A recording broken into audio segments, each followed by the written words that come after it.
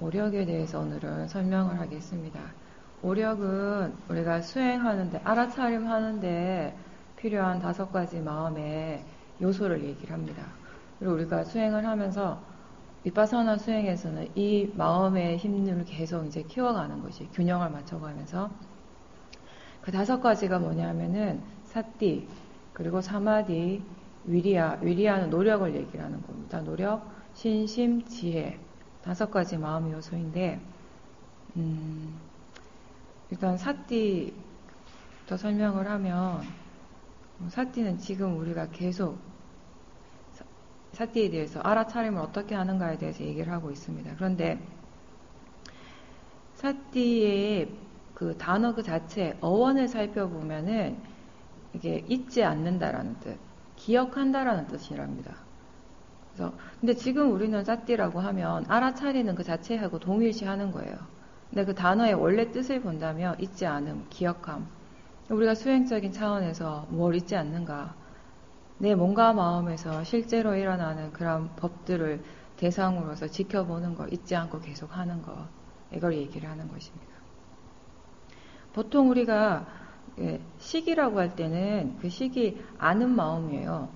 이거는 마음이 대상을 딱 접했을 때 눈을 통해서 뭐 귀를 통해서 이런 6가지 감각기관을 통해서 마음이 대상을 접하는 순간 일어나는 마음, 대상을 바로 아는 마음, 그걸 우리가 이제 식이라고 하고, 알아차림이라고 할 때는 이 5가지 마음의 요소, 사띠, 사마디, 위리아, 신심, 지혜, 이 5가지가 함께 일어나고 있는 거예요. 이러한 마음의 작용을 우리가 알아차림이라고 얘기를 하고, 사띠라고 하는 것은 그 오력 중에 하나의 요소라는 겁니다. 근데 일반적으로 얘기를 할 때는 사띠 이러면 알아차림하고 이제 동일시 하는 거예요. 보통에 이제 우리가 얘기를 할 때는. 근데 자세하게 설명을 한다면 이 원래는 알아차림에는 항상 알아차림 마음에는 이 5가지 마음의 요소들이 함께 일어나고 있고 그 중에 하나의 요소가 사띠라는 거죠.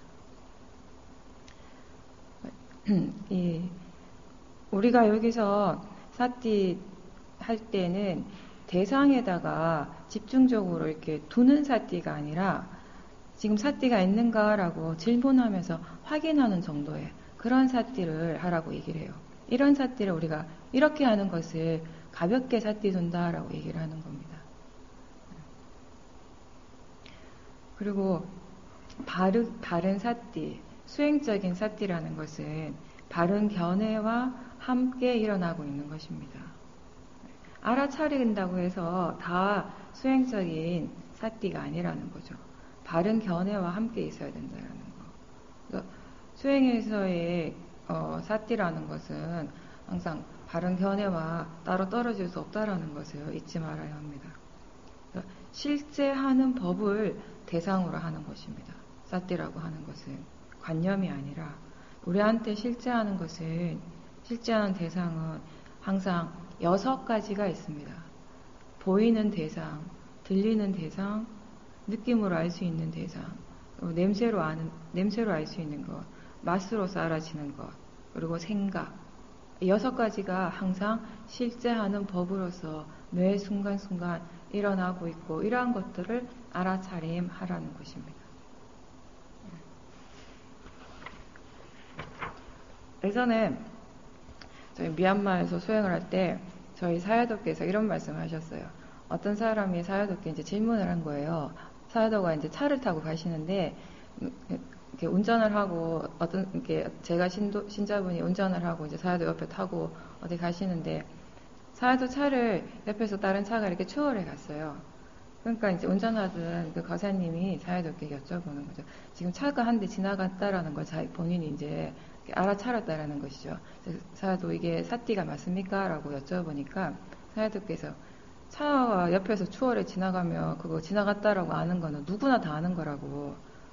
수행자 사띠는 그렇게 아는 것이 아니라 보이는 대상을 알고 들리는 대상을 알고 느껴지는 대상으로서 아는 것, 느낌을 대상으로서 아는 것, 실제로 일어나는 것은 실제하는 법들은 그런 것들이 일어나고 있는 거잖아요.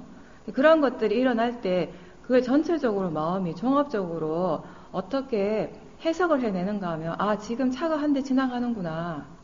이렇게 얘기를 한다라는 것이에요. 그럼 마음이 그렇게 얘기하고 있는 것 또한 알고, 그건 생각이잖아요. 그죠? 그런 것이 수행적인 사티라고 설명을 하시는 겁니다.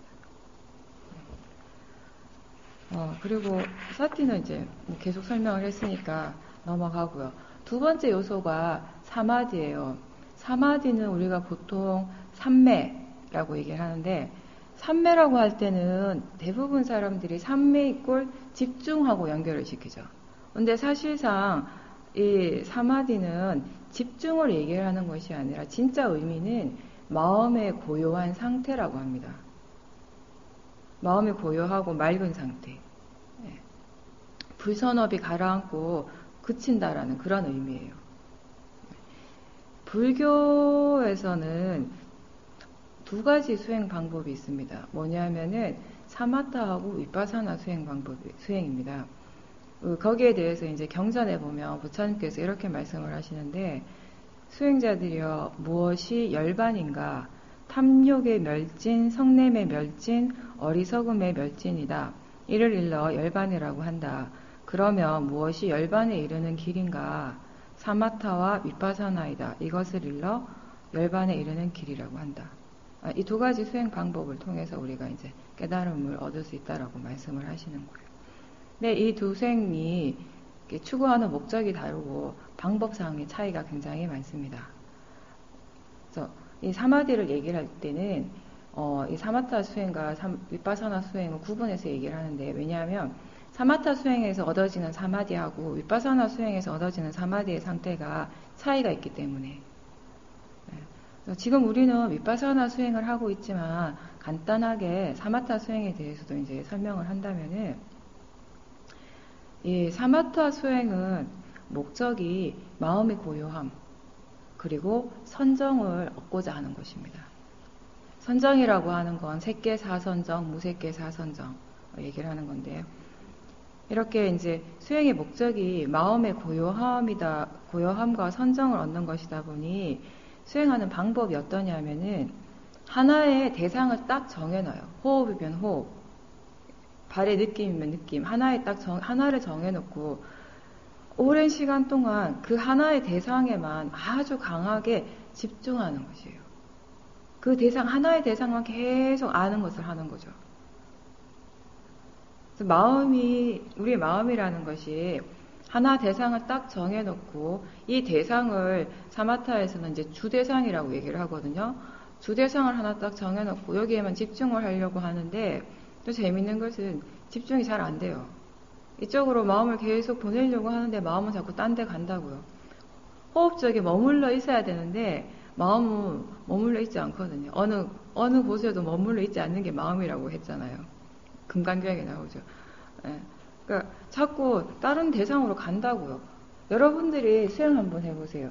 내가 1시간 동안 호흡만 봐야지 이러고 딱 앉아 있는데, 1시간 동안 호흡만 볼 수 있는 분은 거의 없습니다. 마음이 어떻게 움직이는가 보면은 호흡이 잠깐 가 있나 싶으면은 얼마 안 있어서 소리로 가요. 소리를 아는가 싶으면 어느새 몸의 느낌으로 와 있고, 몸의 느낌을 아는가 싶으면 또 어느새 생각이 일어나고 있고, 이런 식으로 왔다 갔다 일어나는 대상들을 따라서 막 움직이고, 실제로 마음이 움직이는 건 아니지만 우리가 그렇게 알아지는 거죠. 그랬을 때 위파사나 수행은 어떻게 하는 겁니까? 대상을 따라 마음이 다른 대상을 알면 그냥 그렇게 알고 있으면 되는 거죠. 소리를 알면 소리를 아는구나, 느낌을 알면 느낌을 아는구나. 뭐 어디 가든지 대상이 중요한 것이 아니기 때문에, 알아차림이 중요하기 때문에 어떠한 대상이든 알아차리기만 하면 수행을 하는 것이 위파사나이고, 사마타는 그렇지 않다라는 거예요. 주 대상을 정해놓고 마음이 딴 쪽으로 가면 억지로라도 이쪽으로 데리고 와야 돼요. 됩니다.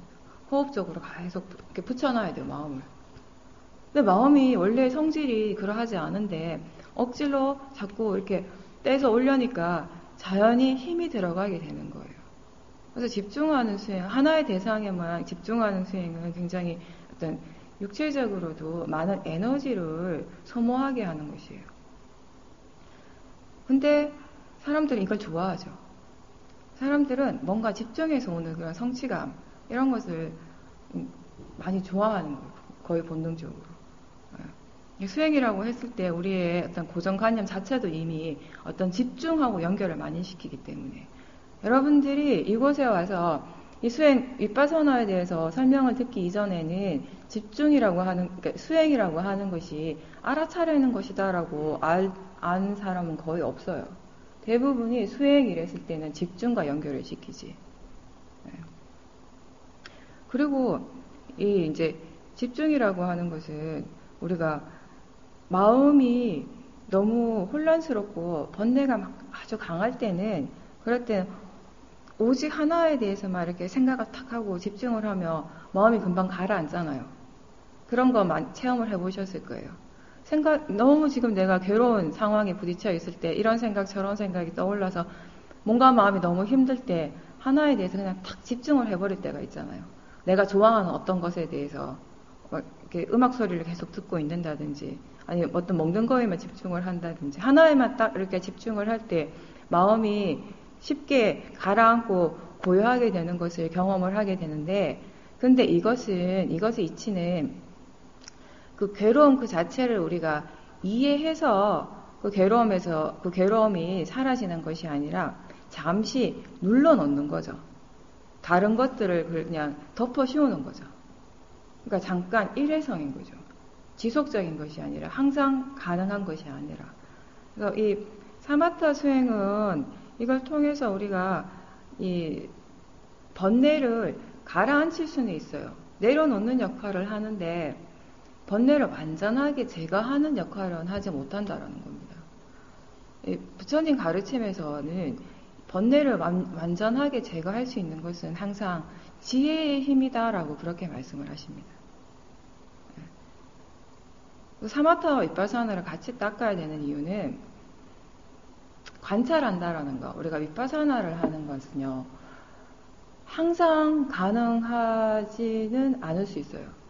정말 지혜의 힘이 있는 사람은 항상 가능하지만 대부분의 경우는 이 마음에 지금 번뇌가 너무 강한 경우에는 지켜보는 것이 힘들다고요. 그게 대상으로서 봐지지 않거든요. 그럴 때 너무 이 번뇌가 강해서 도저히 어떻게 할 수가 없다, 이런 경우에는 그 번뇌를 가지고 계속 싸우지 말고, 수행이라는 것은 대상하고 싸우는 것이 아니거든요. 근데 여러분들은 대상하고 자주 싸워요. 특히 졸음 이런 대상들은 싸워서 이기려고 하는데 대상하고 싸우려고 하는 순간 우리가 잘 못 이깁니다. 거의 대상한테 지는 경우가 많지. 너무 이 번뇌가 강한 경우는 사마타를 잠깐 하는 거예요. 하나의 대상에 집중을 하다 보면 마음이 자연스럽게 그 번뇌의 힘이 약해지게 되거든요. 그러면 어느 정도 마음이 고요해지고 나면 그때 다시 사마타 수행으로 윗바사나 수행을 하게 되는 거죠. 마음이 조금 고요해졌을 때, 번뇌가 좀 가라앉았을 때 질문을 하는 겁니다. 지금 이 순간 무엇을 알고 있는가? 이런 식으로 자연스럽게 윗바사나 쪽으로 전환을 시키는 겁니다. 윗바사나 수행은 우리가 어떤 장소, 어떤 시간이든지 할 수 있는 수행입니다. 그렇죠? 근데 이 사마타 수행을 하기 위해서는 어떤 환경적인 조건들이 좀 필요해요. 외적인 조건이 갖춰져야 되는데 하나에 집중을 하려고 하니까 아무래도 좀 조용해야 되겠죠. 너무 시끄러운 곳에서는 집중하기가 힘들기 때문에. 여러분들이 일상에서 번뇌가 너무 강하게 일어날 때, 지금 누군가하고 같이 뭐 대화를 하다가 너무 화가 많이 나서 도저히 이 화를 대상으로 보는 것이 힘들다, 이럴 때는 잠깐이라도 좀 자기만의 시간을 가지라는 거예요. 혼자 있을 수 있는 곳에 가가지고 그 호흡을 지켜본다든지, 그러니까 강하게 하나의 대상을 보면서 마음을 조금 가라앉히는 거 연습을 먼저 하시라는 겁니다. 근데 이 사마타 수행의 경우는 대상 자체가 중요하죠. 하나의 주 대상에 계속 머물러 있어야 되니까. 근데 자칫 잘못하다가 보면은 이 대상에 대한 집착이 생기게 돼요. 어떠한 것도 우리가 수행을 하다가 번뇌가 일어난다라는 것은 그게 바르지 않은 것이거든요. 이렇게 할 때 대상 그 자체에 대한 집착이 일어나지 않도록 유의를 해야 되는 것이고, 또 고요한 상태, 그 상태에 대한 집착. 이렇게 마음이 가라앉고 고요해지면 모든 사람들이 그 상태를 좋아하는 마음을 일으키게 되거든요. 그래서 그러한 것들, 그 좋아하는 마음이 대상이라는 것을 분명히 아는 이해가 있어야 되는 겁니다. 그렇게 해서 이제 사마타 수행을 하면서 정말 이 수행의 힘이 깊어지면은 어떤 사람들은 색계를 체험하고 무색계를 체험한다고 합니다. 이 불교에서는 세계를, 우리가 사는 세상 세계를 크게 네 가지로 나누는데, 욕계, 색계, 무색계, 그리고 출세간의 세계. 출세간은 깨달은 사람들의 세계를 얘기를 하는 겁니다. 욕계는 지금 우리가 살고 있는 이 세상이에요. 왜 욕계라고 하냐면 감각적 욕망이 있기 때문에, 탐심이 있기 때문에.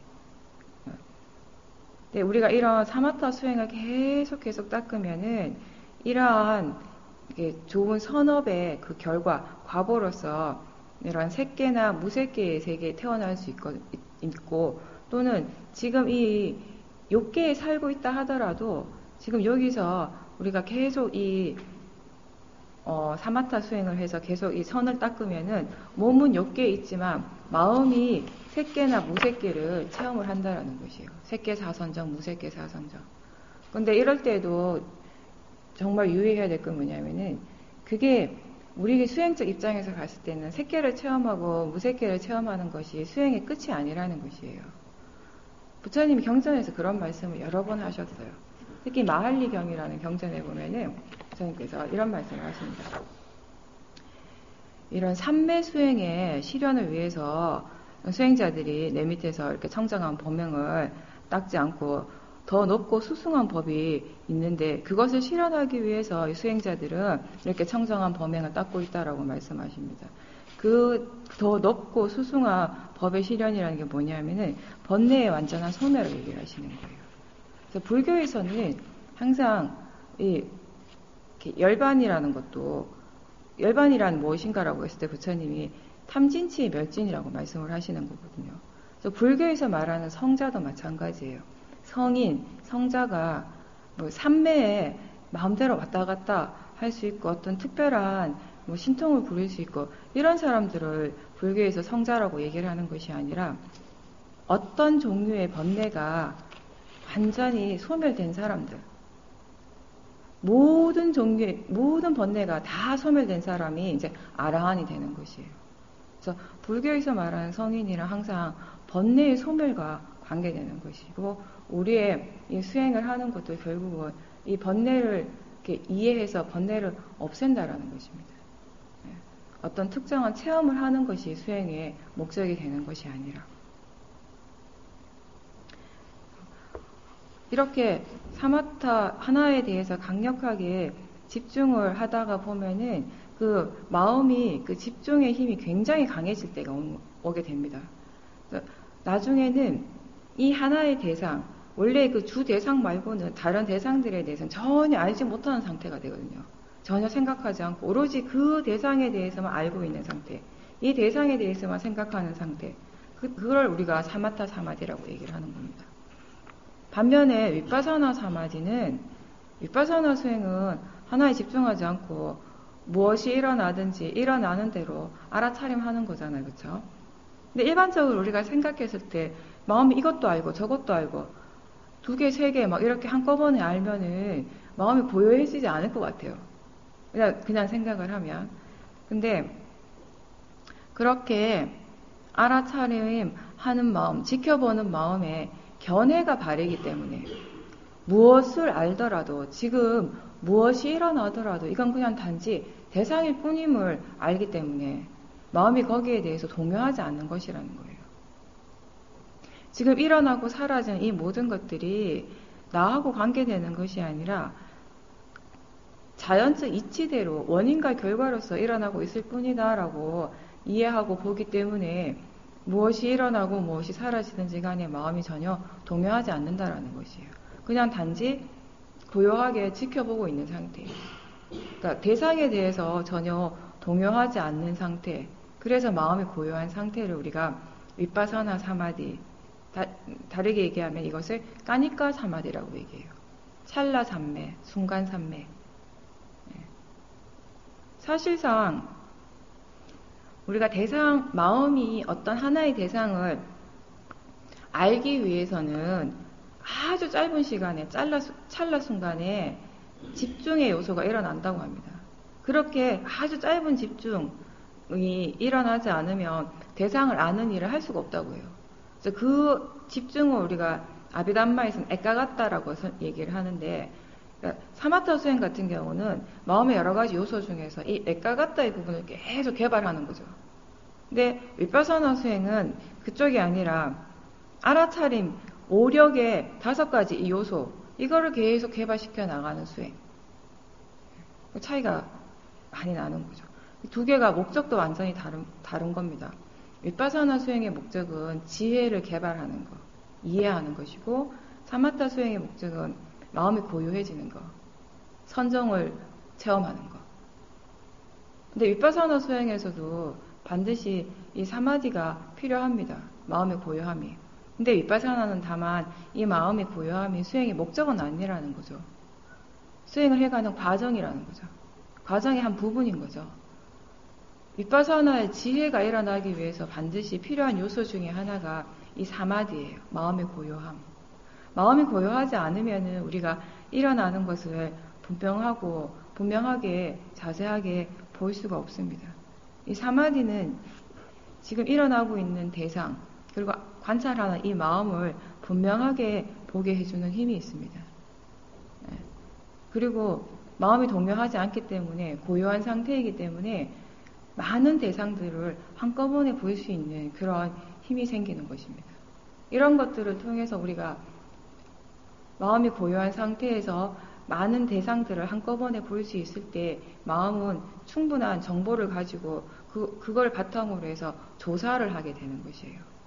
이런 조사를 통해서 지혜가 생기게 되는 것이고, 조사라고 하는 것은 지금 일어나고 있는 것이 이런 것이 일어나고 있구나라고 난 단순히 아는 것이 아니라 그 일어나고 있는 것의 진행 과정을 살펴보면서 이것이 어떤 원인으로서 일어난가를 알게 되는 것이고, 이게 결과가 어떻게 되어지는가도 아는 것이고, 이것과 함께 일어나는 다른 몸과 마음의 요소들이 서로 어떻게 영향을 주고받고 어떤 관계가 있는지를 알게 하는 것, 이게 조사입니다. 이런 걸 통해서 이제 지혜가 일어나는 것인데, 이렇게 마음이 조사를 하기 위해서는 반드시 고요한 상태가, 사마디 상태가 필요하다는 것이에요.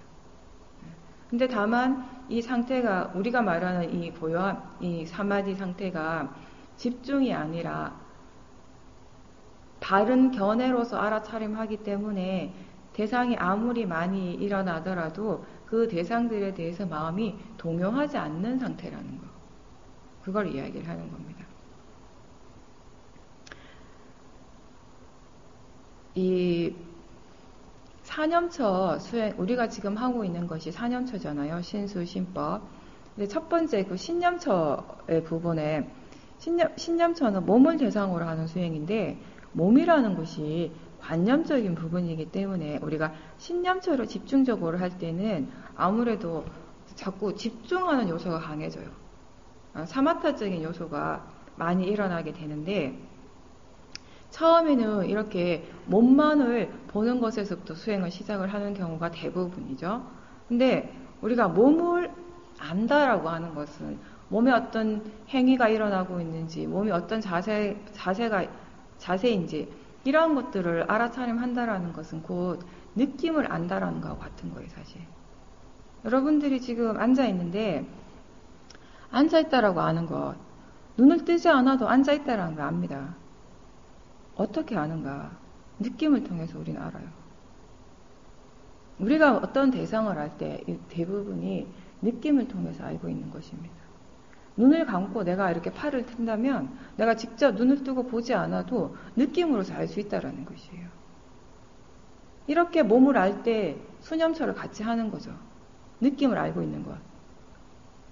그리고 이런 동작이나 이런 자세, 몸에서 일어나는 것들에 대해서, 일어나는 느낌, 그런 것들에 대해서 좋아하는 마음, 싫어하는 마음, 이렇게 반응하는 마음을 함께 아는 것은 신념처를 같이 아는 것이죠.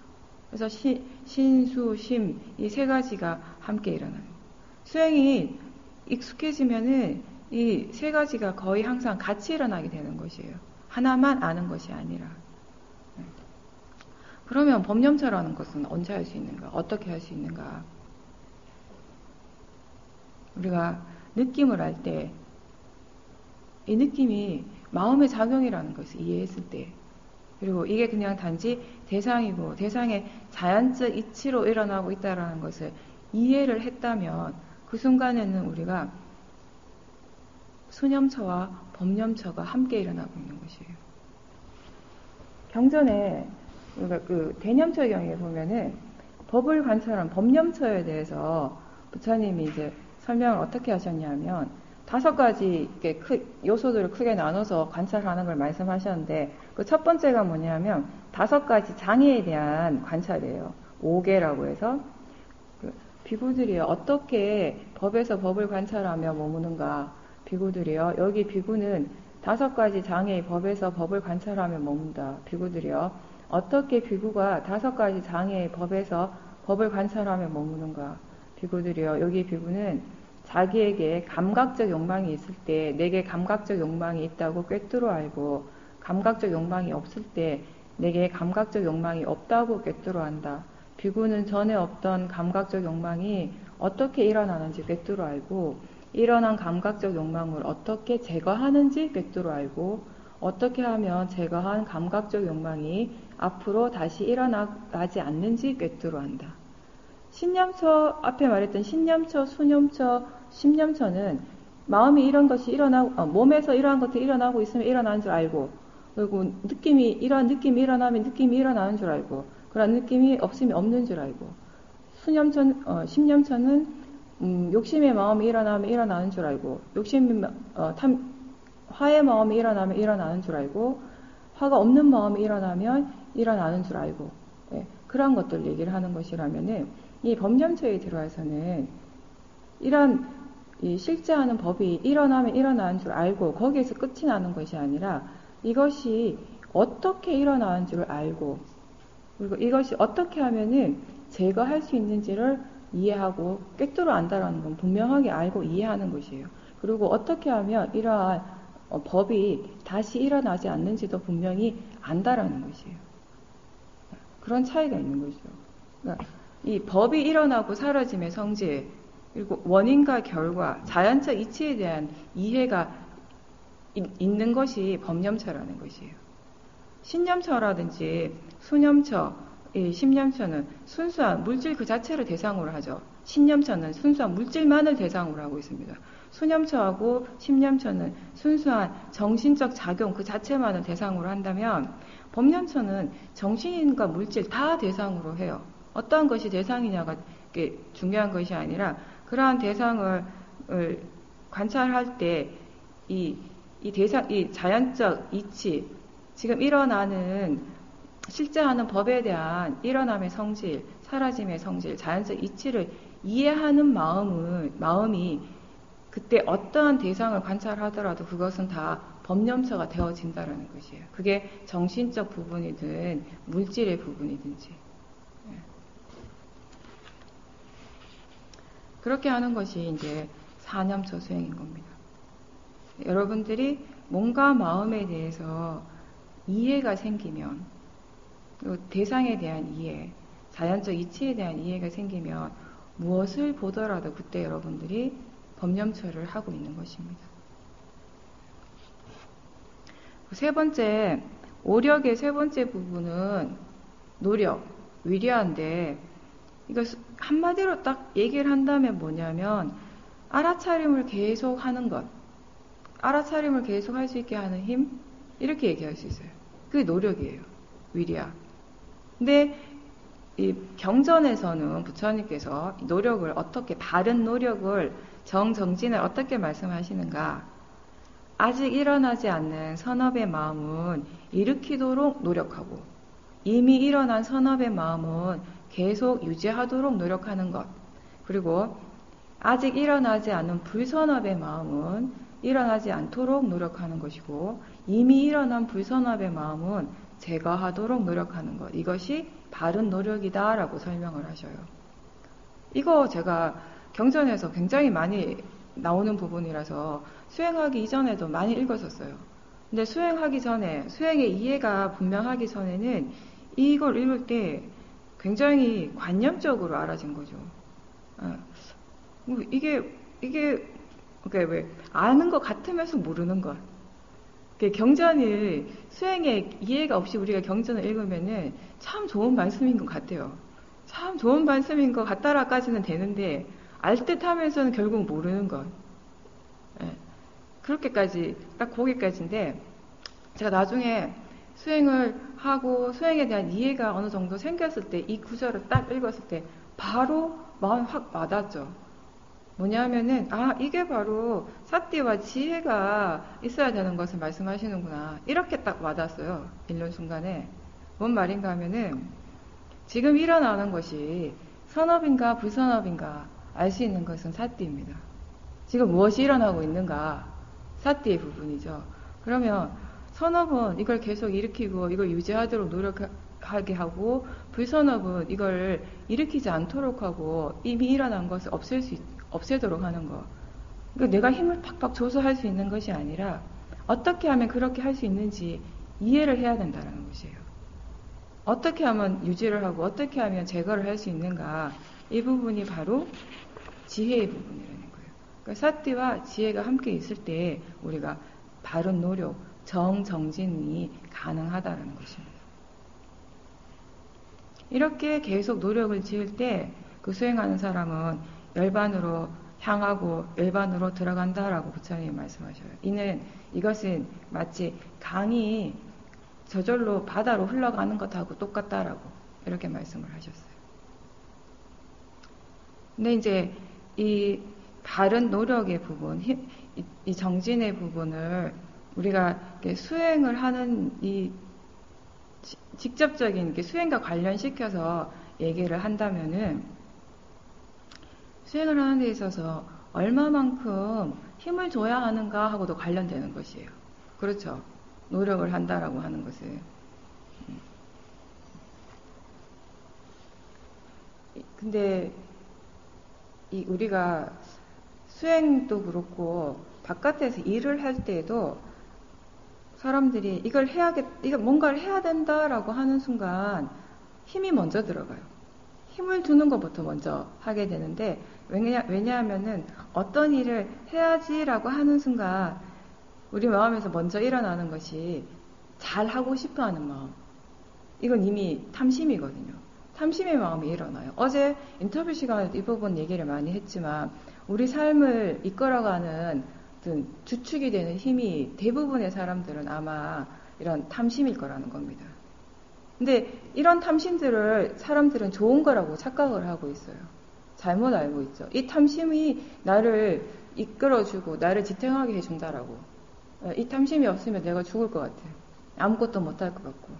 나를 이렇게 지탱해주는 힘이 탐심이 아니라 지혜가 되도록 그렇게 이제 바꿔가는 것이 수행이라고 했습니다.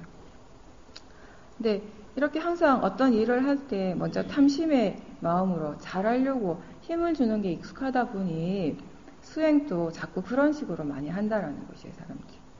특히 제가 시어민에서 수행을 할 때 저희 사야도께서는요, 한국 수행자가 수행하러 오면 제일 처음에 해주시는 말씀이 항상 뭐냐면 너무 애쓰지 말라 그래요.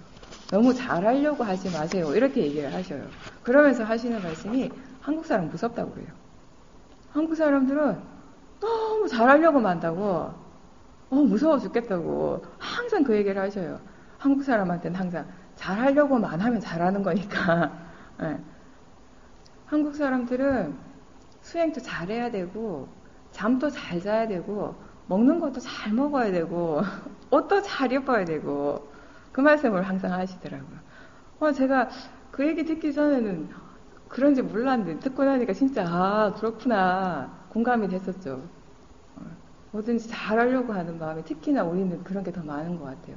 그래서 그 잘하고자 하는 그 마음이 로바라는 거, 탐심. 그렇게 탐심으로서 수행을 하니까 힘이 많이 들어가는 거예요. 죽자 사자 하는데 힘은 엄청 많이 드는데 결과는 또 별로 안 좋아요. 탐심으로 하니까, 번뇌로 하니까. 예. 그러니까 맨날 하는 말이 뭐냐면, 아우, 수행이 정말 힘들다. 아, 힘들어서 정말 수행 못하겠다. 해도 안 되네, 수행은. 바르게 하지 않으니까 해도 안 되는 거예요. 바르게 하면 바른 견해로서 그러니까 수행하는 마음에 번뇌 없이 수행을 하면은 우리가 하는 만큼 얻을 수 있는 것이 수행이고, 바르게 하지 않으면은 아무리 오랫동안 해도 그 좋은 결과를 얻기 힘든 것이 수행인 겁니다. 윗바사나 수행은 한꺼번에 많은 힘을 쏟아붓는 것이 아니라 계속해서 끈기 있게 쉬지 않고 해 나가는 것. 그게 우리한테 적절한 노력이라고 할 수 있습니다. 어떤 수행은 윗바사나가 아니고 다른 이제 수행은 보면 어떤 일정한 시간 동안에 아주 농축된, 압축된, 강한 막 이런 에너지, 그런 힘을 사용하는 그런 수행들도 있는데 윗바사나는 그런 수행은 아니에요. 제가 하는 말이 우리는 굵고 짧게 가는 게 아니라 가늘고 길게 가야 된다고. 그래서 짧게 보면은 새벽에 잠에서 깨는 순간부터 잠들기 직전까지 계속 수행을 할 수 있는 힘, 그렇게 할 수 있으면 우리가 바르게 노력하고 있는 것이에요. 근데 길게 보면은 인생 전체로 죽는 순간까지 계속 수행을 하는 거. 죽을 때, 숨 넘어갈 때, 살 때 하면서 죽을 수 있는가. 근데 이거는 이제 제가 이렇게 수행 모임을 하는 분 중에 어떤 보살님이 임신을 한 보살님이 계셨어요. 그 보살님이 수행하다가 이제 중간에 아기를 낳거든요. 그래서 저도 그렇고 같이 수행하시는 분들이 사티 할 수 있는가 점검해보라고 확인을 하라고 그런 걸 우리가 본 적이 없으니까. 근데 실제로 그분이 하셨어요. 사티가 됐다 하더라고요. 그래서 그걸 보니까 죽을 때도 할 수 있겠구나. 근데 이게 짧게는 아침부터 우리가 잠들기 직전까지 계속 바른 견해로서 사티 해 나가는 것이 바른 노력인데 대부분이 잘 되지 않죠. 대부분 사람들이 경험하는 것은 어떤 거냐면 새벽이나 아침에는 수행이 잘 되는데 오후, 저녁으로 갈수록 뭔가 마음의 힘이 좀 떨어지게 돼요. 특히 몸이 많이 힘든 걸 느끼시는 분들이 많이 계셔요. 저도 그랬고 수행을 처음 시작했을 때부터 한참 동안 몇 년을 거의 10년 가까이를 수행을 했을 때 이렇게 초반에는 힘이 좋아요. 근데 점점점 시간이 갈수록 힘이 떨어지는 걸 계속 이렇게 체험을 하는 거죠. 그러다 보니까 그 자체를 당연시 했었던 것 같아요. 원래 그런가 보다 하고 생각을 했었던 것 같은데, 근데 어느 순간에 그런 말을 들었을 때 수행을 바르게 한다면은 내가 진짜 수행을 계속 하고 있다면은 수행을 1시간 하고 2시간 하고 3시간 하고 이렇게 계속 해 나가면 마음의 질이 점점 좋아지는 게 당연하잖아요. 그죠? 마음의 질이 좋아지면 몸도 더 편안하고 자연스럽단 말이에요. 몸의 느낌도 불편하거나 힘들지 않고. 근데 가만히 생각해 보니까 반대였어요. 그러니까 이치적으로 생각하면 수행을 하면 할수록 뭔가 마음의 상태가 더 좋아져야 되는 게 당연한데, 근데 왜 그렇지 않은가? 그렇지 않은 경우가 많은가? 이 많은 부분이 우리가 힘을 적절하게 쓰지 못하는 것하고 관련이 되어 있다는 것이에요. 필요 이상의 힘을 너무 많이 쏟아낸다라는 것이죠. 끈기 있게 계속해 나가기 위해서는 마라톤 선수가 42.195km를 다 끝까지 완주하기 위해서는 힘의 분배가 굉장히 중요하듯이 수행도 마찬가지라는 것이에요. 한꺼번에 쓸데없이 너무 힘을 많이 쏟지 말라는 것입니다. 사실상 밖에 나가면 차가워요. 차가운 느낌이 춥죠? 그 춥다라는 것을 아는 데 있어서 우리가 특별하게 많은 힘을 써야 될 필요가 과연 있을까요? 소금을 딱 찍어 먹는데 짜요.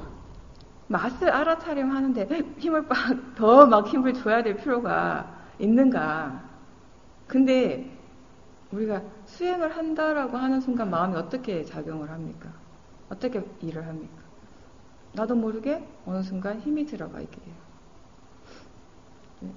수행에 대해서 아직 우리가 능숙하지 않기 때문에 수행을 어떻게 하는 것인가에 대한 이해가 아직 완전하지 않기 때문에 자꾸 지혜로서 하는 수행보다는 힘을 줘서 하는 수행이 지금은 더 익숙한 거예요. 지혜로서 하는 수행이란 건 뭐냐면 바른 견해로서 수행을 한다는 거죠.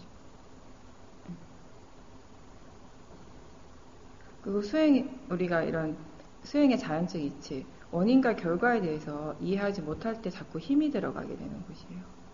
무슨 말인가 하면은 오늘 새벽에 좌선을 할 때 상태가 아주 좋았단 말이에요. 너무 좋았습니다, 상태가. 그러면 이제 아침 먹고 와서 법당에 딱 들어와서 앉으면 마음이 어떻게 하는가 하면 새벽에 그 좋았던 그 상태, 그걸 원하는 마음이 일어나요. 또 그렇게 하고 싶어 하는 마음이 일어난다는 것이에요. 근데 하고 싶어 하는 마음이 그렇게 할 수 있게 하는 것은 아니죠. 어떻게 하면 그런 상태가 될 수 있는지를 알아야 되죠. 그러니까 여러분들이 수행의 상태가 좋을 때, 아, 좋구나. 아, 너무 좋다. 이렇게 끝이 나는 것이 아니라 마음이 그때도 조사를 해야 된다는 것이에요. 수행을 지금 어떻게 하고 있기 때문에 이렇게 뭔가 마음의 상태가 좋은가 궁금해해야 된다고요. 이런 것이 조사예요. 마음의 상태가 좋지 않을 때 여러분들은 자연스럽게 조사를 많이 하죠. 왜 그렇지? 하고 물어본다면 궁금해하는 것이 일어나요. 왜 이렇게 마음의 상태가 안 좋지? 근데 그게 안 좋을 때뿐만 아니라 마음의 상태가 좋을 때도 지혜가 일어날 때도 알아야 된다는 것이 어떻게 해서 지혜가 일어날 수 있는지 아는 것. 그건 또 다른 지혜예요. 이미 일어난 지혜는 하나의 지혜고 이 지혜가 어떻게 해서 일어났는가 아는 것은 다른 지혜예요. 이런 것을 아는 것을 우리가 수행의 자연적 이치를 이해하는 것이거든요. 이런 것에 대한 이해가 있으면 당연히 수행을 할 때 힘을 주는 것이 아니라 지혜를 사용해서 수행을 하게 되는 것이죠. 지혜를 사용해서 수행을 할 때 지혜의 힘이 커진다는 것이에요. 번뇌로서 수행을 하면 번뇌가 커지고 그것 또한 자연적 이치인 거죠. 이렇게 우리가 바른 노력을 적절하게 쓰기 위해서는 수행하는 중간중간에 본인이 얼마만큼 힘을 쓰고 있는지 점검을 해주면서 알아가는 것이에요. 적절하다라는 것은 어떤 그 적절함이 물리적으로 딱 정해져 있는 것이 아니기 때문에 그때그때 상황에 따라 달라지는 것이잖아요. 그때그때 몸의 상태에 따라서 마음의 질에 따라서 적절한 것이 달라진다라는 것이에요. 나한테 적절한 정도가 여러분한테 적절함이 아닌 것이고 각자가 다 다른 것이고 그래서 매 순간순간 본인이 그런 것들을 알아가야 되는 것이에요. 그런 과정이 수행이라는 것입니다. 따로 수행이 무슨 어떤 특별한 것을 아는 것이 아니라 우리가 누워서 수행을 할 수도 있습니다. 와선이라고 하죠. 근데 누우면은 마음이 수행을 한다라는 생각보다는 쉬는구나 라는 생각을 먼저 하게 돼요. 자는 시간이구나 또는 쉬는 시간이구나. 그러니까 마음이 갑자기 확 느슨해져 버리는 거예요. 너무 긴장을 해도 안 되지만 너무 느슨해져 버려도 안 된다라는 것이에요. 그러니까 양극단을 피하라 그러잖아요. 중도는 적절함을 아는 것이거든요. 우리 여기에서는 바닥에 자복에 앉아서 수행을 해도 괜찮고 뒤에 의자 있잖아요. 의자에 가서 계제서 수행을 해도 괜찮다고 얘기를 합니다. 싹지만 한다면 괜찮아요. 근데 어떤 센터에 가면은 의자에 앉아서 자선을 못하게 하는 데가 있어요. 못 앉게 하거든요. 예, 그건 왜 그런가 하면은 일반적으로 우리 마음이 의자에 앉고 이렇게 뭔가에 기대면 누웠을 때하고 똑같이 반응을 해요. 뭔가 편안하다고 생각하고 편안하면 거기에 안주하려고 그러고 쉬려고 한다고요. 수행하려고 하는 마음 대신에 쉬고자 하는 마음이 일어나거든요. 그런 것들 때문에 의자에 앉지 말라고 그렇게 얘기를 하고 무조건 바닥에 앉아서 수행하는 걸 권하는데 사실은 견해가 바르다면 수행을 바르게 이해하고 있다면은 앉아서도 할 수 있고 누워서도 할 수 있고 기대서도 할 수 있는 것이에요. 그래서 방에 가서 잠자리에 들어서도 항상 연습을 하면서 주무시라는 거예요. 그냥 잠만 자는 것이 아니라. 우리가 누워서 바로 잠들지 않잖아요. 그죠? 어느 정도 시간이 있죠. 그 시간 동안에 와선을 하는 거죠. 그렇게 연습을 해 나가야 돼요. 어제 얘기했듯이 수행이라는 것도 자꾸 배워가는 과정, 학습하는 과정, 연습해가는 과정인 거죠. 처음부터 잘하는 사람 없습니다. 저도 마찬가지죠. 지금은 뭐 이렇게 뭐 잘하는 것처럼 막 얘기를 하지만 못하는 것도 많고 또 못하기 때문에 엄청나게 많은 연습을 또 해왔던 것이고 노력의 부분에 대해서는 제가 진짜 할 말이 많은 사람이에요. 왜냐하면 쓸데없는 노력 엄청 많이 해봤기 때문에 그래서 진짜 고생을 많이 했기 때문에 저는 이 부분에 대해서는 공감을 많이 하는 거죠. 미얀마에서 처음 수행을 할 때 한 1년 정도는, 한 1년 반 정도는 무조건 힘주는 것으로만 수행을 했었거든요. 1년 반을 그렇게 하고 나니까 몸과 마음이 거의 지쳐가지고, 제가 그래서, 이제는 한국에 가야겠구나. 도저히 버틸 수가 없구나. 수행이란 것이 이렇게 힘든 것인지 미처 몰랐는데, 너무 힘든 거예요. 계속 저는 그런 생각을 했었어요. 수행 이꼴 힘든 거. 근데 해야 되는 거. 힘들지만 참고 견디면서 하다 보면 언젠가는 좋은 날이 오겠지. 이런 느낌으로 수행을 계속 했다라는 거죠. 근데 나중에 제가 진짜 이해를 바르게 알고 나니까, 바르게 이해하고 나니까 수행은 힘든 게 아니에요. 알아차림 하는 건 힘든 게 아니더라고요. 근데 번뇌가 나를 힘들게 했었어요. 수행하는 마음에 엄청난 번뇌.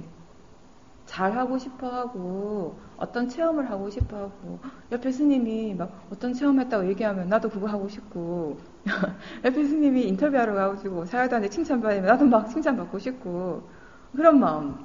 네. 계속 그런 마음들이 끊임없이 일어나고 있는데 그 마음을 보지 못한 거예요.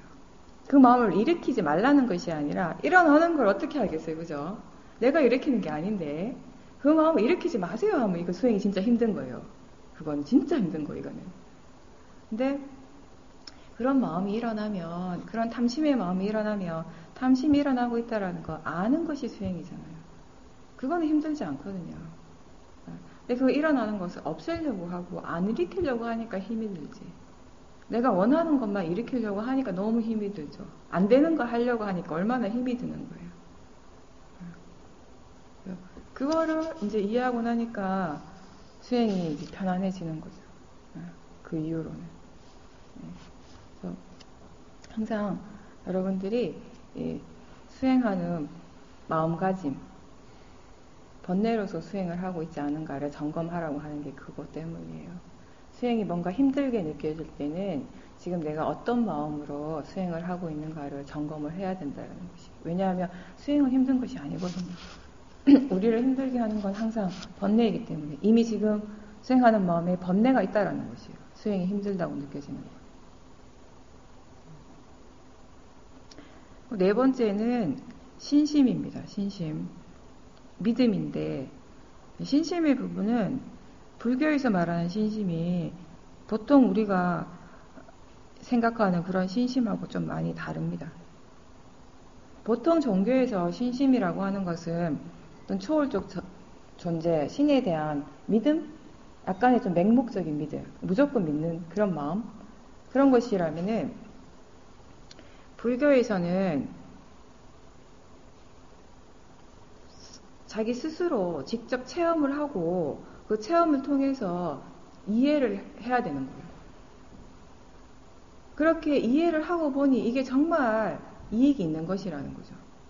이게 정말 내 삶에 필요하고 도움이 되는 것이다라는 것을 알 때, 그때 그냥 자연스럽게 일어나는 마음이 신심이라는 거예요. 믿는 마음. 이게 정말 좋다라는 게 알아졌을 때, 그것에 대한 신뢰가 생기는 것이에요. 그런 신심을 얘기를 하는 것입니다.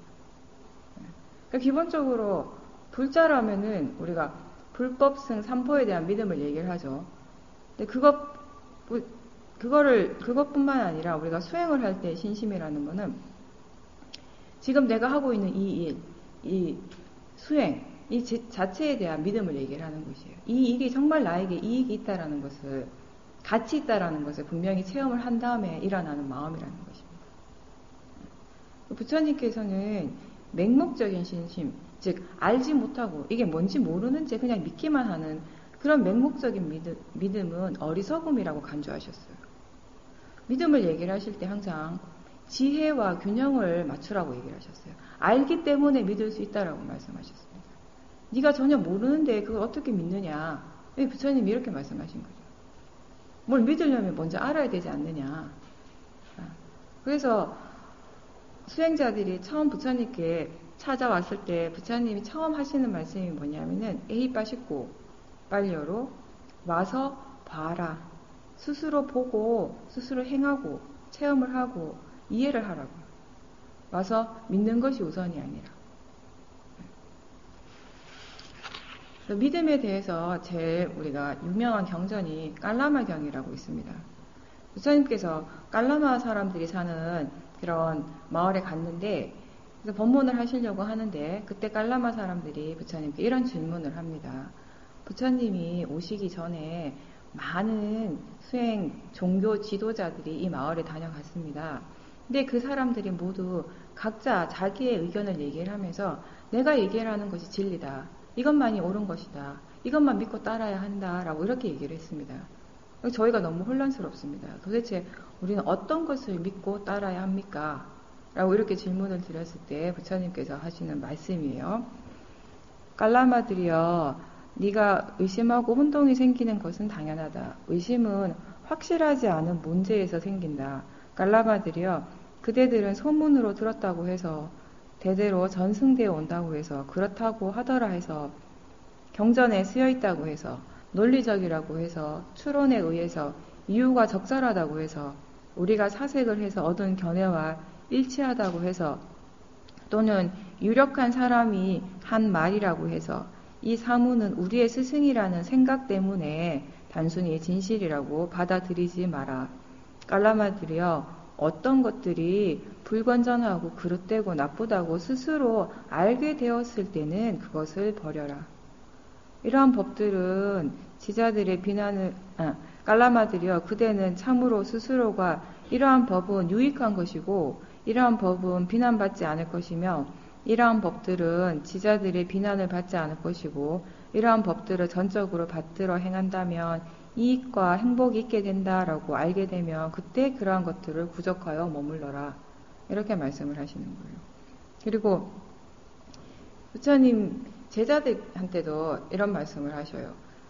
그대들이 내가 말한 법을 수행하려면 예컨대 금 전문가가 금을 얻었을 때 처음에 불로 태워서 밖에 색깔에 의해 흠이 있는지를 없는지를 보고 그리고는 잘라보고 그 안에 불순물이 있는지 없는지를 보고 그 뒤에 다시 돌에 문질러서 알아내기 어려운 미세한 불순물이 있는지 없는지 보는 등 이렇게 태우고 자르고 문지르는 세 가지 검사를 잘해서 흠이 없는 것을 보면 최고의 금이라고 인정하는 것처럼 나의 법에 대해서도 경전과 이성을 통해서 흠이나 유익함 어떤 것이 있는지 없는지를 잘 살펴서 수행해야 할 것이고 나에 대한 존경 때문에 내가 말한 모든 것을 문자 그대로 받아들여 수행하는 것은 바람직하지 않다.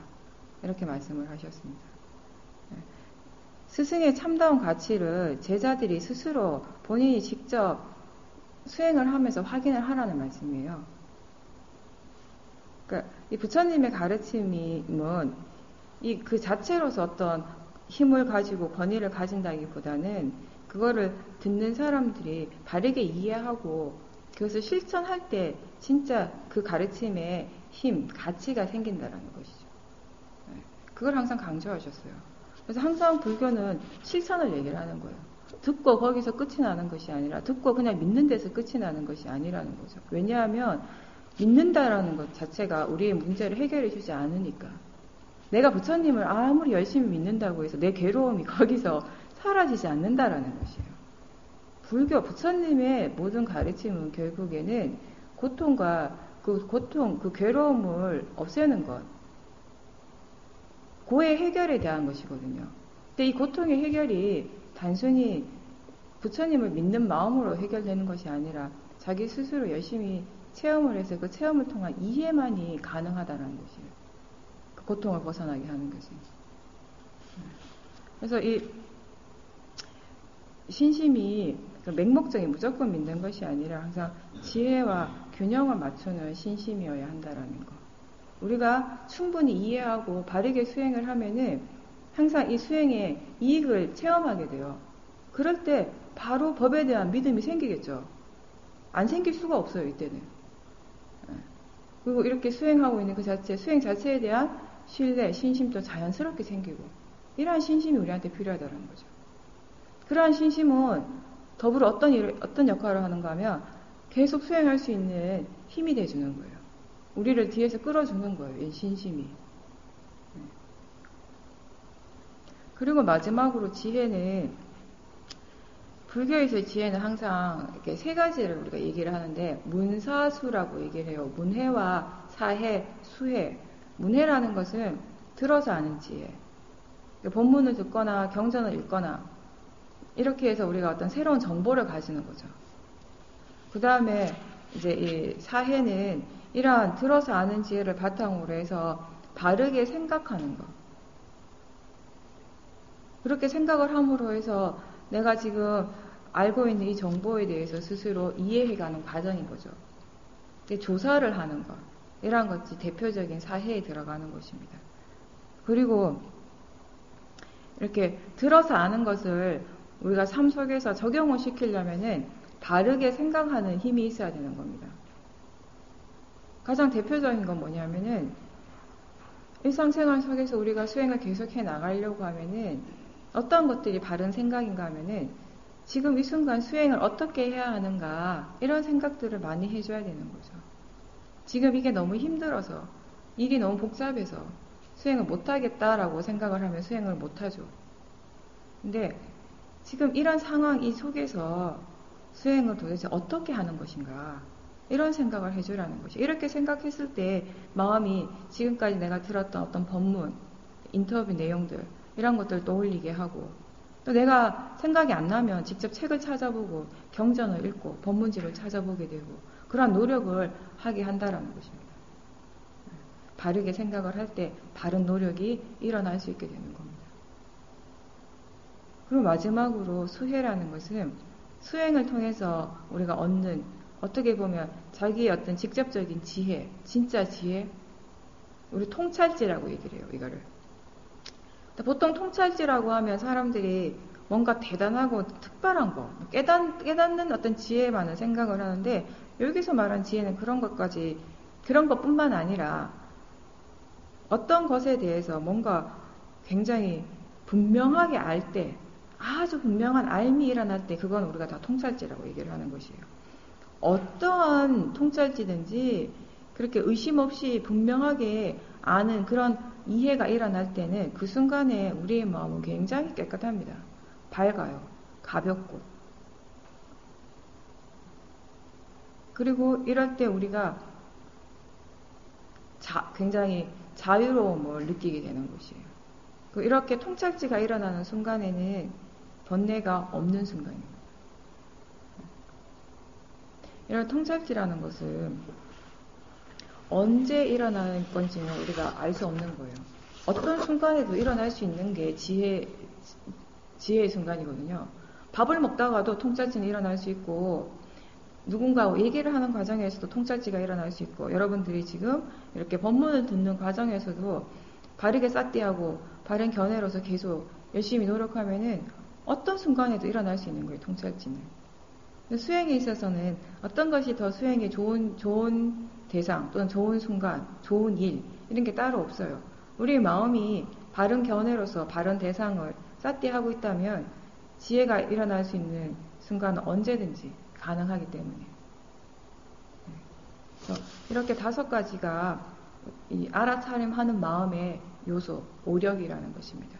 그리고 이 오력이 항상 균형, 밸런스를 맞추도록 많이 점검을 하셔야 돼요.